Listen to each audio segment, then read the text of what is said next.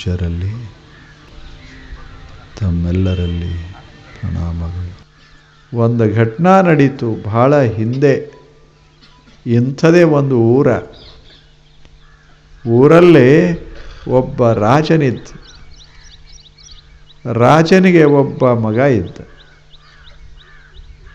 ಆತ ಸುಮಾರು 20 ವರ್ಷ ವಯಸ್ಸು. ರಾಜನ ಮಕ್ಕಳು ಮಸ್ತಾಗಿದ್ದ. ಒಂದು ಸಲ ರಾಜ ಹೀಗೆ ಹೋಗ್ತಾ ಇದ್ದ. ರಾಜನ ಪುರೋಹಿತ ಒಬ್ಬ ಇದ್ದ, ಅಂದರೆ ಬಹಳ ಒಳ್ಳೆ ಪಂಡಿತ ಇದ್ದ. ಆತನಿಗೆ ಒಬ್ಬ ಮಗಳು ಇದ್ದ. ಆಕೆಗೆ 18 ವರ್ಷ ವಯಸ್ಸು. ಈ ರಾಜಪುತ್ರ ಒಂದು ಸಲ ಸಹಜ ಆಕೆಯನ್ನು ನೋಡ್ದ. ಅವನ ದೃಷ್ಟಿಗೆ ಬಿದ್ದ. ಆ ಸೌಂದರ್ಯಕ್ಕೆ ಹುಚ್ಚಾದ. ರಾಜರ ಮಕ್ಕಳು ಅವರಿಗೆ ಹೇಳೋರು ಯಾರು, ಕೇಳೋರು ಯಾರು? ಮಹಾರಾಜ.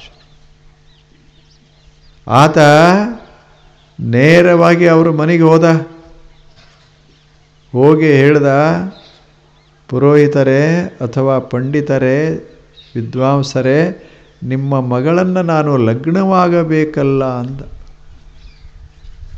ಎಷ್ಟು ಸ್ಪಷ್ಟವಾಗಿ ಭಾವನೆಗಳನ್ನು ನಿಯಂತ್ರಿಸುವ, ಭಾವನೆಗಳನ್ನು ನಿರೋಧಿಸುವ ಸಾಮರ್ಥ್ಯ ದೊಡ್ಡವರಿಗೆ ಇರುವುದಿಲ್ಲ. ಏನು ಅನ್ನಿಸ್ತೋ ಆಗಿಂದಾಗ ಅದು ಆಗಬೇಕು. ಆವಾಗ ವಿದ್ವಾಂಸ ಹೇಳ್ದ, ಆಕೆ ಬೆಳೆದಿದ್ದಾಳ, 18 ವರ್ಷ ಆಕೆಗೆ. ಆಕೆಯನ್ನು ಕೇಳು, ನಾನೇನು ಹೇಳೋದದ, ನೀವು ಒಬ್ಬರು ಒಪ್ಪಿದರೆ ಸರಿ ಅಂದ. ಆವಾಗ ಆಕೆ ಬಂದು ಹೇಳಿದ್ಲು, ಆಕೆಗೆ ಈ ಹುಡುಗನ್ನ ಆಕೆ ಮೆಚ್ಚಿಕೊಂಡಿರಲಿಲ್ಲ. ರಾಜ ಇರಬಹುದು, ರಾಜಪುತ್ರ ಇರಬಹುದು, ನಾಳೆ ನಾನು ರಾಣಿಯಾಗಬಹುದು, ಆದರೆ ಇವನ ಪ್ರೇಮ ಖಾಯಂ ಇರ್ತದತ್ತು ಎಲ್ಲದ ಅಂದ್ಲು. ದೊಡ್ಡವ್ರದು ಹಿಂಗೆ ಈಗ ನನ್ನ ನೋಡ್ದ ಬಂದ, ಮತ್ತೆಲ್ಲರೂ ಹಿಂಗೆ ಹೋಗಾಗ ಮತ್ತೆ ನೋಡ್ದ ಅಂದ್ರೆ ವಾದಂದ್ರೆ ಏನು ಮಾಡೋದು? ಆಕೆ ವಿಚಾರ ಹಂಗೆ. ನಾವು ಒಂದು ವೇಳೆ ಆ ಪ್ರಸಂಗದಾಗಿದ್ದರೆ ಆಗಿಂದಾಗ ಒಪ್ತಿದ್ದೇವೆ. ಯಾಕೆ? ರಾಜ. ಆದರೆ ಏನೂ ವಿಚಾರ ಮಾಡದೆ ಬಂದಾನ, ಇದನ್ನು ವಿಚಾರ ಮಾಡೋದಿಲ್ಲ ನಾವು. ಆಕೆ ಬಹಳ ಜಾಣ ಇದ್ಲು. ಆಕೆಗೆ ಗೊತ್ತಾಯಿತು ಈತ ಹುಚ್ಚಾಗಿ ಬಂದಾನೆ ವಿನಾ ಶಾಣೆಯಾಗಿ ಬಂದಿಲ್ಲ. ಈತನ ಪ್ರೇಮಕ್ಕೇನಾದರೂ ಬೇರು ಬೇಕಲ್ಲ. ಕಂಡದ್ದೆಲ್ಲ ಪ್ರೇಮ ಮಾಡ್ಕೋತು, ಆದರೆ ಮುಂದೆ ಗತಿಯೇನು? ಹಿಂದಿನೂ ಇದನ್ನು ಬಿಟ್ಟ ಅದನ್ನು ಮಾಡ್ದ, ಅದನ್ನು ಬಿಟ್ಟ ಮುಂದೆ ಹೋದ ಅಂದರೆ ಹಿಂದಿನವ್ರ ಗತಿಯೇನು? ಅದಕ್ಕೆ ಆಕೆ ಇವನ ಪ್ರೇಮವನ್ನು ಪರೀಕ್ಷೆಗೆ ಒಳಪಡಿಸಬೇಕು ಅಂತ ವಿಚಾರ ಮಾಡಿದ್ಲು. ಆಕೆ ಹೇಳಿದ್ಲು, ನಿನ್ನ ಪ್ರೇಮ ಗಟ್ಟಿ ಅದ ಅನ್ನೋದಕ್ಕೆ ಸಾಕ್ಷಿ ಏನು ಅಂದ್ಲು. ಈಗ ನೋಡ್ದೆ, ಬಂದೆ, ಹೇಳ್ದೆ ನಾನು ಲಗ್ನ ಆಗ್ತೀನಿ ಅಂದೆ. ನಿಮಗೇನು? 1 ಲಗ್ನ ಆದರೂ ಅಟ್ಟದ, 2 ಆದರೂ ಅಟ್ಟದ, 4 ಆದರೂ ಅಷ್ಟದ, ನಿಮಗೆ ಯಾರು ಕೇಳೋರು? ಅದಕ್ಕೆ ನಮಗೆ ಭರವಸೆ ಬರಬೇಕಾದ್ರೆ ನಿನ್ನ ಪ್ರೇಮ ಭದ್ರವಾಗಿರಬೇಕು, ಅದು ಬೇರು ಬಿಟ್ಟಿರಬೇಕು. ಹಾಗದ ಅನ್ನೋದಕ್ಕೆ ಸಾಕ್ಷಿ ಏನು ಅಂದ್ಲು. ಅವಾಗ ಅವ ಹೇಳ್ದ, ನೀ ಏನು ಕೇಳ್ತಿ ಕೇಳು, ಕೊಟ್ಟು ಬಿಡ್ತೀನಿ ಅಂದ. ಇವಂದು ಮತ್ತೇನೂ ಇಲ್ಲ, ಇನ್ನ ರಾಜ ಆಗಿಲ್ಲ. ನೀನು ಲಗ್ನ ಆಗೋದು ಒಪ್ಪದೇ ಇದ್ದರೆ ನನ್ನ ಪ್ರಾಣನೇ ಕೊಡ್ತೀನಿ ಅಂದ. ಇವ ಭಾಷೆಗಳು ಸುಮ್ಮನೆ ಆ ವಯಸ್ಸಿನಾಗ ಆ ಕ್ಷಣದಾಗ ಇದು ಎಲ್ಲರೂ ಮಾತಾಡ್ತಿರ್ತಾರೆ. ಮಾತಾಡೋದಿಲ್ಲ, ಮುಂದೆ 4 ದಿವಸದಾಗ ಹೋಗೇ ಬಿಟ್ಟಿರ್ತಾವೆಲ್ಲ. ಮೊದಲು ಎಂಥ ಮಾತುಗಳು! 7 ಜನ್ಮಕ್ಕೆ ನೀನೇ ಪತಿ ನೀನೇ ಸತಿ, 7 ದಿವಸದಾಗ ನೀ ಆ ಕಡೆ ಇವ್ರು ಆ ಕಡೆ ಎಲ್ಲದ. ಇದಕ್ಕೆ ಮಾಯಾ ಅಂತ ಕರೆದಾರ. ಸುಮ್ಮನೆ ಆ ಕ್ಷಣದಾಗ ಹಂಗೆ ಅನಿಸ್ತದ, ಮುಂದೆ ಅವರೇನು ಪಕ್ಕ ಇರೋದಿಲ್ಲ. ಅವಾಗ ಆಕೆ ಹೇಳಿದ್ಲು, ನನ್ನನ್ನು ಪ್ರೀತಿಸ್ತತಿ ಅನ್ನೋದನ್ನು ನಾನು ಪರೀಕ್ಷಿಸಬೇಕಾಗ್ತದೆ. ನೀನು ಎಲ್ಲದಕ್ಕೂ ಸಿದ್ಧ ಅದಿ ಅಂದ ಬಳಿಕ ನಾನು ನಿನಗೆ ಒಪ್ತೇನೆ, ಆದರೆ ಈಗಲ್ಲ, ಇನ್ನು 2 ತಿಂಗಳ ನಂತರ. 2 ತಿಂಗಳ ನಂತರ ನಿನ್ನ ಪ್ರೇಮ ಗಟ್ಟಿಯಾಗಿ ಉಳಿಬೇಕಲ್ಲ. ಅಲ್ಲಿವರೆಗೆ ನಾನೊಂದು ವ್ರತ ಮಾಡಬೇಕಾಗ್ಯದ. ನನ್ನ ದೇವತೆ ಸರಸ್ವತಿ, ನಾನು ಸರಸ್ವತಿಯ ವ್ರತ ಮಾಡಬೇಕು. ಆ ವ್ರತಕ್ಕಾಗಿ 1 ತಿಂಗಳ 2 ತಿಂಗಳ ಬೇಕಾಗ್ತದೆ. ವ್ರತ ಮುಗಿದ ಬಳಿಕ ಲಗ್ನ ಅಂದ್ಲು. ಹುಡುಗನಿಗೆ ಆನಂದ ಆಯ್ತು. ಹೋದ, ಆಕೆ ವ್ರತ ಮಾಡಿದ್ಲು. 1 ತಿಂಗಳ ಹೋಯಿತು, 2 ತಿಂಗಳ. ಇವ ದಾರಿ ಕಾಯ್ಕೋತ ಕೂತಿದ್ದ. ದಿವಸ ಎಣಸವ. ಇದು 1 ದಿವಸ ಆಯ್ತು, 2 ದಿವಸ ಆಯ್ತು, 3 ದಿವಸ ಆಯಿತು. ಅವನಿಗೆ ಯಾಕರೆ ದಿವಸ ಹೋಗಲ್ಲು ಬೇಗ ಅಂತ. ಇದೇ ಮನಸ್ಸು, ವಿಚಿತ್ರವಾದ ಮನಸ್ಸು. ದಿವಸ ಆಯ್ತು, ಕೊನೆ ದಿವಸ ಬಂತು. 8 ಇನ್ನೇನು ಬೆಳಗಿನ ಸಮಯ. ಹೋದ ಅವ್ರ ಮನೆಗೆ. ತಂದೆಗೆ ಹೇಳಿದ್ದ, ತಾಯಿಗೆ ಹೇಳಿದ್ದ, ರಾಣಿ ರಾಜ ಅಲ್ಲಿಂದ ಮನೆಗೆ ಮೇಣೆಯನ್ನು ಕೊಟ್ಟು ಕಳಿಸಿದರು. ಇವ ಹುಡುಗ ಹೋದ. ಎಲ್ಲ ಸರಂಜಾಮ ತಗೊಂಡು ಹೋದರು, ಕರ್ಕೊಂಡು ಬರಬೇಕು ಅಂತ. ಆ ಬಳಿಕ ಹೋದ. ಅಲ್ಲಿಂದ ಒಂದು ಹಾಸಿಗೆ ಮೇಲೆ ಆಕೆ ಮಲಗಿದ್ಲು. ಏನಾಗಿತ್ತು ಅಂದರೆ, ಉಪವಾಸ ಮಾಡಿ ಮಾಡಿ ಮಾಡಿ ಏನು ಮೈಯಾಗ ಇತ್ತೋ ಎಲ್ಲ ಹೋಗಿತ್ತು. ಹೀಗಾಗಿದ್ಲು. ಈತ ಅಲ್ಲಿ ಹೋಗಿ ಕೂತ. ಆಕೆ ಹೇಳಿದ್ಲು, ನಾನೇ. ಆತನಿಗೆ ಆಶ್ಚರ್ಯ ಆಯಿತು. ಆ ಸೌಂದರ್ಯ ಎಲ್ಲೇ ಇದೆಲ್ಲೇ ಅಂದ. ಆಕೆ ಹೇಳಿದ್ಲು, ನಾನು ಅದೇನಲ್ಲ, ನನ್ನ ಲಗ್ನ ಆಗ್ತೀಯೋ ಏನು ಅದನ್ನ ಲಗ್ನ ಆಗ್ತೀಯೋ? ನಾನು ಅದೀನಲ್ಲ. ನಿನಗೇನಾಗಿದೆ? ನನ್ನನ್ನು ನೀನು ಪ್ರೀತಿಸ್ತೀಯಲ್ಲ, ನನ್ನ ಲಗ್ನ ಆಗಬೇಕಂತೀಯಲ್ಲ, ನಾನು ಅದೀನಿ. ಆದರೆ ಏನು ಹೊರಗೆ ನಾನು ಅಲ್ಲವೋ ಅದು ಹೋಗೇ ಅದ. ಲಗ್ನ ಆಗು ಅಂದ್ಲು. ಈಗ ನಾ ಬರ್ತೀನಿ ಸದ್ದ ಅಂದ್ಲು. ಅವ ಅಂದ, ಇದು ಏನು ಜೀವಂತ, ಇದ್ರಾಗ ಏನದ ಅಂದ. ಇದು ಇನ್ನೊಂದು ಕ್ಷಣನೋ ಮತ್ತೊಂದು ಕ್ಷಣನೋ ಏನೇನೂ ಇಲ್ಲ, ಬರೀ ಎಲುವಿನ ಹಂದರ. ಅವಾಗ ಆಕೆ ಹೇಳಿದ್ಲು, ಮತ್ತು ಮೊದಲು ನಾ ಏನಿದ್ದೆ ಅಂತ. ಅವಾಗೂ ಎಲುವುಗಳೇ ಇದ್ದು, ಆದರೆ ಏನಿತ್ತು ಮೇಲೆ ಅದೆಲ್ಲ ಹೋಗ್ಯದ. ಅದು ತಿಪ್ಪಿ ತಿಪ್ಪಿ ಆಗ್ಯದ. ಈಗ ನಾನು ಅದೀನಿ, ಆದರೆ ಅದು ಇಲ್ಲ. ನನ್ನನ್ನು ಪ್ರೀತಿಸ್ತೀಯೋ ಅಥವಾ ಹೋದದ್ದನ್ನು ಪ್ರೀತಿಸ್ತೀಯೋ ಅಂತ. ನಾನು ಅದೀನಲ್ಲ, ನಾನಂದ್ರೆ ಅದಲ್ಲ. ಸೌಂದರ್ಯ ನಾನಲ್ಲ, ಸೌಂದರ್ಯ ಎಂದು ಹೋಗ್ಯದ, ನಾ ಉಳ್ದೀನಿ. ಇದರ ಅರ್ಥ ಏನು? ಸೌಂದರ್ಯ ನಾನಲ್ಲ, ನನ್ನನ್ನು ಪ್ರೀತಿಸ್ತೀಯೋ ಸೌಂದರ್ಯವನ್ನು ಪ್ರೀತಿಸ್ತೀಯೋ ಅಂದ್ಲು. ಆತನಿಗೆ ಈ ಭಾಷಾ ಗೊತ್ತಾಗ್ತಿದ್ದಿಲ್ಲ, ಯಾಕೆ ಮನಸ್ಸು ಬೇರೆ. ಅವ ಅಂದ, ನಿನ್ನ ಇನ್ನೊಮ್ಮೆ ನೋಡಕ್ಕೆ ಬರುದಿಲ್ಲ, ಇದ ಕೊನೆ ಹೇಳಿ.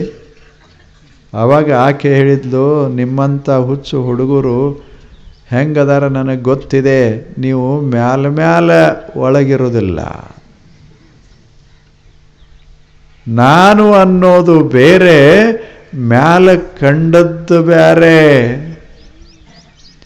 ಮ್ಯಾಲಿಂದ ಹುಚ್ಚು ಹಿಡಿಸ್ತದನೆ ವಿನಃ ಒಳಗಿನ ಆತ್ಮ ಹುಚ್ಚು ಹಿಡಿಸೋದಲ್ಲ, ಅದು ಶಾಂತವಾಗಿರುತ್ತೆ. ಅವಾಗ ಆಕೆ ಹೇಳಿದ್ಲು, ನಿಂದು ಹಿಂಗದ, ನೀನು 4 ದಿವಸ ಉಪವಾಸ ಮಾಡು, ನನ್ನಂಗ ನೀನು ಆಗೋದು, ನೀನನ್ನೋದು ಇದು ಅಲ್ಲ. ನೀನು ಬೇರೆ, ನಿನ್ನ ಶರೀರ ಬೇರೆ. ನಾನು ಬೇರೆ, ನನ್ನ ಶರೀರ ಬೇರೆ.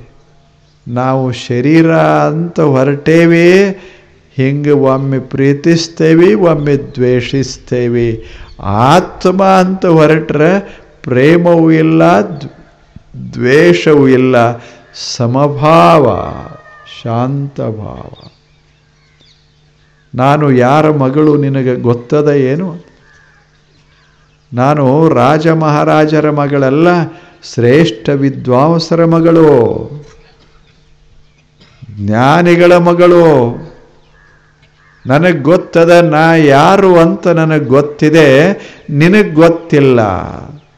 ಸಂಪತ್ತಿನವರ ಮಕ್ಕಳಿಗೆ ತಾವು ಯಾರು ಅಂತ ಗೊತ್ತಿರೋದಿಲ್ಲ, ಜ್ಞಾನವುಳ್ಳವರ ಮಕ್ಕಳಿಗೆ ತಾವು ಯಾರು ಅಂತ ಗೊತ್ತಿರ್ತದೆ. ಒಂದಿಷ್ಟು ಕಲ್ಕೋ ಅಂದ್ಲು. ಮತ್ತು ಹಿಂಗೆ ವಿಚಾರ ಮಾಡು, ಇನ್ನೇನು ಮತ್ತೆ 2 ತಿಂಗಳದಾಗ ನಾ ಮೊದಲಂಗೆ ಆಗ್ತೀನಿ, ಗೊತ್ತದ ಏನು? ಅಂದ್ರೆ ಅದು ಒಮ್ಮೆ ಹಂಗೆ ಆಗ್ತದ, ಒಮ್ಮೆ ಹೋಗ್ತದ, ಬರ್ತದ, ಹೋಗ್ತದ, ಅದು ಇರೋದಲ್ಲ. ಯಾವುದು ಇರೋದಲ್ಲ ಅದರ ಪ್ರೇಮ ಇರ್ತದಲ್ಲ, ಅದು ಬರ್ತದ, ಅದು ಹೋಗ್ತದ, ಅದು ಇರೋದಲ್ಲ. ಅದಕ್ಕೆ ಆ ಭಾವದಲ್ಲಿ ನೀನಿರೋದು, ನೀನೀಗ ತಿಳ್ಕೋ. ನಿಂದು ಏನು ಅಲ್ಲ ಸ್ಥಿರ, ನೀನು ಇದು ಅಲ್ಲ ಮ್ಯಾಲಿಂದು. ನೀನು ರಾಜನೂ ಅಲ್ಲ, ರಾಜನ ಪುತ್ರನೂ ಅಲ್ಲ, ನೀನು ಸುಂದರನೂ ಅಲ್ಲ, ನೀನು ಕುರೂಪನೂ ಅಲ್ಲ. ಗೊತ್ತಿರಲಿ ನಾ ಹೆಂಗದೀನಿ. ನಾನು ಮೊದಲು ಸುಂದರ, ಈಗ ಕುರೂಪ. ಸುಂದರನೂ ಅಲ್ಲ, ಕುರೂಪಲ್ಲ, ಮತ್ತೆ ನಾನು ಸುಂದರ ಆಗ್ತೇನೆ. ಆದರೆ ಅದು ಸ್ಥಿರ ಅಲ್ಲ, ಅದು ಸ್ಥಿರ ಅಲ್ಲ, ಇದೂ ಸ್ಥಿರ ಅಲ್ಲ, ಎರಡೂ ಅಸ್ಥಿರ. ಆದರೆ ನಾನು ಅನ್ನೋದಿರ್ತದಲ್ಲ, ಅದು ಸ್ಥಿರ. ಅದನ್ನು ನೋಡಿದರೆ ಕಾಮ ಇಲ್ಲ, ಮೋಹ ಇಲ್ಲ, ಶಾಂತ. ಇದೇನು ನಿನ್ನ ವಯಸ್ಸು ಖಾಯಿಮಂತ ತಿಳ್ಕೋಬೇಡ, ನಿನ್ನ ಶಕ್ತಿ ಸಾಮರ್ಥ್ಯ ಖಾಯಿಮಂತ ತಿಳ್ಕೋಬೇಡ. ಕಲಿ ಒಂದಿಷ್ಟು ಅಂದ್ಲೋ, ಅವಾಗೇನು ತಿಳಿಲಿಲ್ಲ. ಆತ ಹೇಳ್ದ, ನನಗೆ ಈಗ ಸ್ವಲ್ಪ ಭಾನ ಬಂತು ಅಂದ. ಏನು? ನಾನು ಹಿಂಗೆ ಆಗ್ತೇನೆ ಒಂದು ದಿವಸ. ಇದು ಶರೀರ ಬೇರೆ, ನಾನನ್ನೋದು ಬೇರೆ ಅನ್ನೋದು ನನಗೆ ಗೊತ್ತಿರಲಿಲ್ಲ. ಎಂಥ ಅದ್ಭುತ ಜ್ಞಾನ ನಿಂದು, ಎಂಥ ಜ್ಞಾನ. ಅವಾಗ ಆತ ಹೇಳ್ದ, ನೀನು ನನಗೆ ಗುರು, ನಿನ್ನಿಂದ ಬಹಳ ದೊಡ್ಡ ಪಾಠ ಕಲಿತೆ. ಇಲ್ಲದೆ ಇದ್ದರೆ ಕಂಡದ್ದರ ಹಿಂದೆ ಇಡೀ ಜೀವನೆಲ್ಲ ಓಡ್ತಿದ್ದೆ, ಈಗ ನಿಂತು ಬಿಟ್ಟೆ. ಕಂಡದ್ದರ ಹಿಂದೆ ಓಡಾವಿದ್ದೆ, ನೀ ಕಂಡು ನಿನ್ನ ಹಿಂದೆ, ಅವ್ರು ಕಂಡ್ರೆ ಅವ್ರ ಹಿಂದೆ ಗೊತ್ತಾಯಿತು ಅದು ಅಲ್ಲ. ಯಾವ ಹುಡುಗ ಹುಚ್ಚಾಗಿದ್ದ ಸೌಂದರ್ಯವನ್ನು ಕಂಡು ಅದೇ ಹುಡುಗ ಶಿಷ್ಯನಾದ ಆ ಹೆಣ್ಣು ಮಗಳಿಗೆ. ಆ ಮಗಳು ಹೆಂಗಿರಬೇಕು ಅದು ಹೇಳಿ. ಆಕೆ ಸ್ಪಷ್ಟವಾಗಿ ಹೇಳ್ತಾಳ, ಏನು ಅದು ಬರ್ತದ ಹೋಗ್ತದ, ಅದು ಸ್ಥಿರ ಅಲ್ಲ. ಏನು ಸ್ಥಿರ ಅದ ಆತ್ಮವಸ್ತು. ಅದು ಸ್ಥಿರ, ಅದು ಶುದ್ಧವಾದ ಆತ್ಮವಸ್ತು. ನಾನು ಅನ್ನೋದು ಸ್ಥಿರ ಇರ್ತದೆ, ಉಳಿದೆಲ್ಲ ಅಸ್ಥಿರ ಇರ್ತದೆ.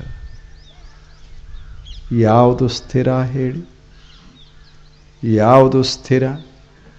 ಈಗ ನೀವು ಲಗ್ನ ಆಗಿರಿ, ವಯಸ್ಸಿನಾಗ ಚಲೋ, 100ಕ್ಕೆ ಲಗ್ನ ಆಕ್ಕಾರೆ, 100 ಆಗ್ಯಾವ, ಅವಗೂ 100 ಆಗ್ಯಾವ, ಇವ್ರಿಗೆ 95 ಆಗ್ಯಾವ. ಕಣ್ಣು ಹೋಗ್ಯಾವ, ಕಿವಿ ಹೋಗ್ಯಾವ, ಎಲ್ಲ ಹೋಗ್ಯದ. ಏನಾಗ್ತದೆ? ಯಾವರೆ ಲಗ್ನ ಅಂಥವ ಆಗ್ಯಾವೇನು? ಅವರು ಹುಚ್ಚರು ಇಲ್ಲದೆ ಇದ್ದರೆ ಆಗ್ಯಾವೇನು? ಯಾವಾಗ ಅಷ್ಟೇ 18ರಿಂದ 30 ಒಳಗೆ ಆದರ ಆಗಿ ಹೋಯಿತು, ತಪ್ಪಿದ್ರೆ ಹೋಗೇ ಬಿಡ್ತು. ಅದು ಪರಿಮಿತಿ ಇರ್ತದೆ, ಆನಂತರ ಅದು ಅಲ್ಲ. ಅದು ಬರ್ತದೆ ಹೋಗ್ತದೆ. ಯಾವುದು ಸೌಂದರ್ಯ ಬರ್ತದೆ ಹೋಗ್ತದೆ, ಶಕ್ತಿ ಮೈಯಲ್ಲಿ ಬರ್ತದೆ ಹೋಗ್ತದೆ, ಅದು ಇರೋದಲ್ಲ. ಅದರ ಹಿಂದೆ ಇರುವ ಆತ್ಮವಸ್ತು ಇರೋದು, ಅದು ನಾಶ ಆಗೋದಿಲ್ಲ. ಎಲ್ಲವನ್ನ ನಾಶ ಮಾಡಬಹುದು, ಅದನ್ನು ನಾಶ ಮಾಡಕ್ಕೆ ಬರೋದಿಲ್ಲ. ನೈನಂ ಛಿಂದಂತಿ ಶಸ್ತ್ರಾಣಿ ನೈನಂ ದಹತಿ ಪಾವಕಃ ನ ಚೈನಂ ಕ್ಲೇದಯಂತ್ಯಾಪಃ ನ ಶೋಷಯತಿ ಮಾರುತಃ. ಅಜಃ ನಿತ್ಯಃ ಶಾಶ್ವತಃ ಎಂ ಪುರಾಣಃ ನ ಹನ್ಯತೆ ಹನ್ಯಮಾನೇಶ್ವರಿ. ಎಷ್ಟು ಚಲೋ ಹೇಳ. ಅದನ್ನು ನಾಶ ಮಾಡಕ್ಕೆ ಬರೋದಿಲ್ಲ. ಸುಟ್ಟು ನೀರಲ್ಲಿ ಹಾಕಿ ಅದನ್ನು ನಾಶ ಮಾಡಲಿಕ್ಕೆ ಬರೋದಿಲ್ಲ. ಶಸ್ತ್ರಗಳಿಂದ ಅದನ್ನು ಛೇದಿಸಲಿಕ್ಕಾಗೋದಿಲ್ಲ. ಅದು ಅದ್ಭುತವಾದ ವಸ್ತು, ಆತ್ಮವಸ್ತು. ಅದು ನಾನು ಇದನ್ನು ಛೇದಿಸಲಿಕ್ಕೆ ಬರ್ತದೆ, ಇದನ್ನು ನಾಶ ಮಾಡಲಿಕ್ಕೆ ಬರ್ತದೆ, ಅದನ್ನು ನಾಶ ಮಾಡಲಿಕ್ಕೆ ಬರೋದಿಲ್ಲ. ಅಂಥ ಅವಿನಾಶಿಯಾದಂಥ ವಸ್ತು ಅದಲ್ಲ, ಜ್ಞಾನದ ಬೆಳಕದಲ್ಲ. ಆ ಜ್ಞಾನ ಪ್ರಕಾಶವೇ ನಾನು. ಇದು ಜ್ಞಾನ. ಎಂಥ ಜ್ಞಾನ ಉಂಟಾಯಿತು ಅಂದರೆ ಶ್ರದ್ಧಾವಾನ್ ಲಭತೆ ಜ್ಞಾನಂ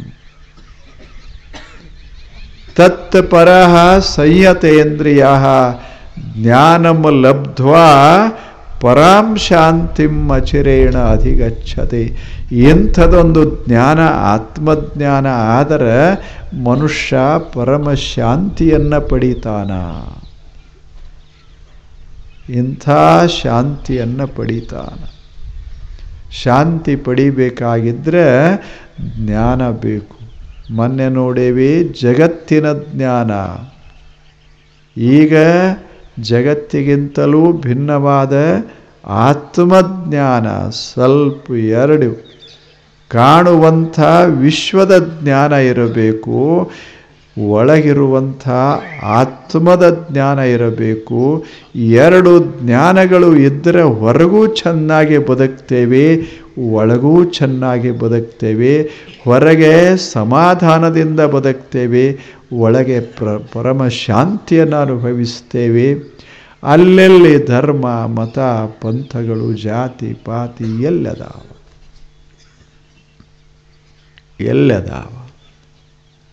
ಇದೆಲ್ಲ ಬೆಳಕಿಗೆ ಏನದ? ಉಳಿದಕ್ಕೆಲ್ಲ ಸಣ್ಣದು ದೊಡ್ಡದು ಅಂತ ಹೇಳಬಹುದು, ಬಯಲಿಗೇನು ಸಣ್ಣದು ದೊಡ್ಡದು ಅಂತ ಹೇಳುವುದು? ಆತ್ಮಕ್ಕೇನು ದೊಡ್ಡದು ಸಣ್ಣದು ಅಂತ ಹೇಳುವುದು? ಅದು ಬರೀ ಬೆಳಕು, ಬರೀ ಬೆಳಕು. ಇದು ಆತ್ಮಜ್ಞಾನ, ಇದು ಜಗತ್ತಿನ ಜ್ಞಾನ. ಎರಡೂ ಜ್ಞಾನ ಇರಬೇಕು ಮನುಷ್ಯನಿಗೆ. ಜಗತ್ತು ಹೇಗದೆ? ಅದು ಬದಲಾಕೋತಿರ್ತದ. ಇದು ಜಗತ್ತು. ಬದಲ ಆಗದಂಗಿರ್ತದ, ಅದು ಆತ್ಮ. ದೇಹ ಬದಲಾಕೋತಿರ್ತದ, ಒಳಗಿರುವ ಆತ್ಮ ಹಾಗ ಇರ್ತದ. ಮನೆ ಬದಲಾಕೋತಿರ್ತದ, ಮನ್ಯಾಗಿನ ಬಯಲ ಹಾಗ ಇರ್ತದ. ಯಾವುದು ಹಾಗ ಇರ್ತದ ಅದೇ ಆತ್ಮ. ಅಷ್ಟೇ ಅಲ್ಲ, ಈ ವಿಶ್ವವೇ ಬದಲಾಗ್ತದೆ. ವಿಶ್ವದೊಳಗೆ ಬದಲಾಗದೇ ಇರ್ತದಲ್ಲ, ಅದೇ ದೇವರು. ಅದು ಏನದು ದೇವರು? ಯಾವುದನ್ನು ತಿಳಿದುಕೊಳ್ಳೋದಕ್ಕಾಗಿ ಜನ ಕಷ್ಟಪಟ್ಟರೋ ಅಂಥ ದೇವ ಅನ್ನೋದು ಏನು? ಅದು ಜ್ಞಾನ ಇರಬೇಕು. ಒಳಗೆ ಆತ್ಮಜ್ಞಾನ, ಹೊರಗೆ ದಿವ್ಯಜ್ಞಾನ, ದೇವಜ್ಞಾನ. ಜಗತ್ತು ಇದೊಂದು ದೇಹ ಅಂತ ಇಟ್ಟುಕೊಂಡ್ರೆ ಇಲ್ಲೊಂದು ಪರಮ ಆತ್ಮ. ಈ ದೇಹ ಆತ್ಮ, ದೇಹ ಜಗತ್ತ ಮರೆತರೆ ಅದೇ ಪರವಸ್ತು. ಇದು ಜ್ಞಾನ. ನಾಳೆ ಬನ್ನಿ. ಏನದು ದೇವರು? ನಾಳೆ. ನಮಸ್ಕಾರ.